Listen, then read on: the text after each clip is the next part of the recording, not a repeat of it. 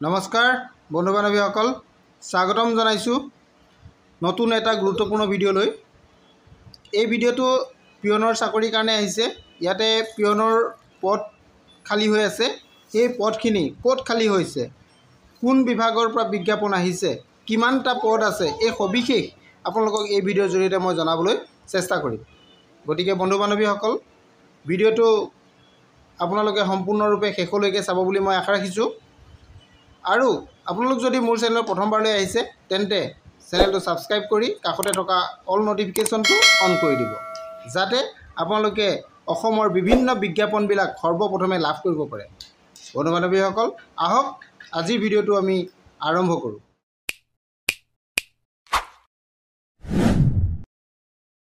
নমস্কাৰ বন্ধু বান্ধৱীসকল, আজি আপোনালোকৰ কাৰণে যিটো বিজ্ঞাপন লৈ আহিছোঁ, এই বিজ্ঞাপনটো পিয়নৰ পদৰ কাৰণে আহিছে। অসম চৰকাৰৰ অধীনত পিয়নৰ পদ আহিছে। আপোনালোকে এইটো চাব পাৰিব। বিজ্ঞাপনটো 7 জুলাই তাৰিখে প্ৰকাশ কৰা হৈছিল। এই বিজ্ঞাপনটোৰ কাৰণে আপোনালোকৰ পিয়নৰ ভেকেঞ্চি আছে টোটেল 4টা পিয়নৰ ভেকেঞ্চি আছে। আপোনালোকে নিশ্চয় দেখা পাইছে বিজ্ঞাপনটো। ইয়াৰ সবিশেষ মই আপোনালোকক জনাব বিচাৰিছোঁ। এই পিয়নৰ 4টা পদৰে আপোনাৰ কেটেগৰী ৱাইজত ভাগ আছে। আনৰিজাৰ্ভত আছে 2টা, SCৰ কাৰণে আছে 1টা আৰু এটা PWD কেণ্ডিডেটৰ কাৰণে দিয়া হৈছে। আৰু ইয়াৰ কাৰণে আপোনালোকৰ দৰমহাটো 12,000 টকাৰ পৰা আৰম্ভ হ'ব। যিটো স্কেল পে'টো 12,000 পৰা 52,000 ভিতৰত হ'ব। আৰু প্লাছ গেট পে' থাকিব আপোনালোকৰ ইয়াতে 3,900 টকা, প্লাছ আদাৰ এলাউন্সেছ আপোনালোকে ইয়াতে লাভ কৰিব।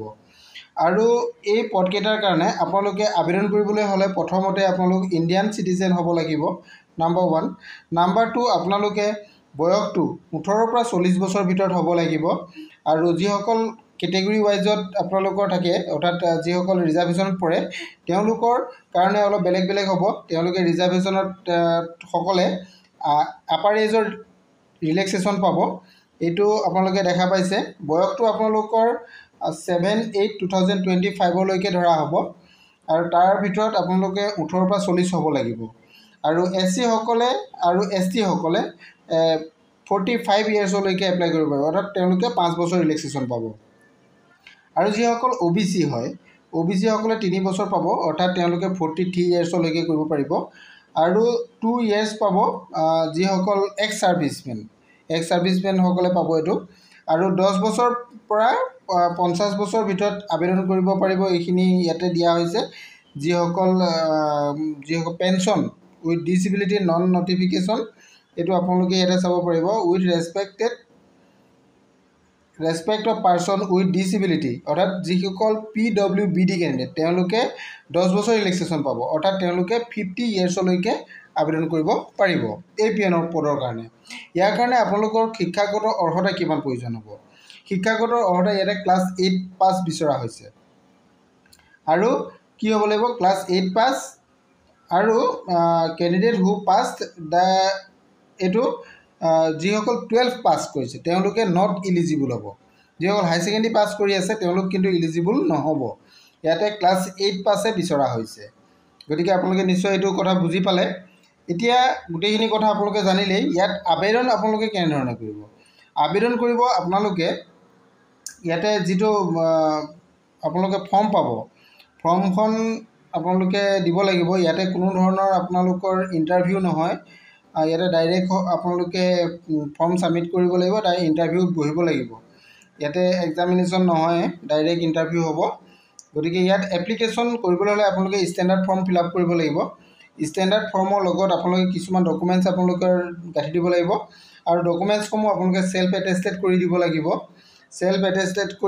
আপোনাৰ এডুকেশ্যনেল কোৱালিফিকেশ্যন, এজ, কাষ্ট, আপোনালোকৰ এমপ্লয়মেণ্ট এক্সচেঞ্জ চাৰ্টিফিকেট আৰু 3 কপি পাছপৰ্ট চাইজ ফটোগ্ৰাফ, এইখিনি লৈ আপোনালোকে অফিচৰ ড্ৰপ বক্সত জমা দিব লাগিব। এইটো ড্ৰপ বক্সত জমা দিব লাগিব। এতিয়া ক'ত আপোনালোকে জমা দিব? পদখিনি ক'ৰ পৰা ওলাইছে? আপোনালোকে এইখিনি কথাটো নিশ্চয় জনা নাই। গতিকে আপোনালোকে এইখিনি কথা জানিবলৈ হ'লে আপোনালোকে ভিডিঅ'টো শেষলৈকে চাই থাকিব লাগিব। ইয়াতে মই আপোনালোকক দেখাম। আপোনালোকে যিখিনি ফৰ্ম ফিল আপ কৰিব, ফৰ্মখনৰ এটা এনভেলপত দিব লাগিব। সেই এনভেলপটোৰ ওপৰত আপোনালোকে লিখিব লাগিব এইটো। আপোনালোকে চাওক, application for the post of peon এই বস্তুটো আপোনালোকে লিখিব লাগিব। আপোনালোকে ডাইৰেক্ট ইণ্টাৰভিউ আৰু ভাইভা হ'ব। গতিকে মই এইখিনি কথা অলৰেডি আপোনালোকক কৈছোঁৱেই যে ইয়াৰ পদটো হৈছে আপোনালোকৰ কোকৰাঝাৰ ডিষ্ট্ৰিক্টত। কোকৰাঝাৰ ডিষ্ট্ৰিক্টৰ পৰা পদখিনি আহিছে। গতিকে আপোনালোকে ফৰ্মখন জমা দিব লাগিব। এইটো এড্ৰেছটো চাওক, the office of the district season জাজ কোকৰাঝাৰ। তাতে আপোনালোকে এই ফৰ্মখিনি জমা দিব লাগিব।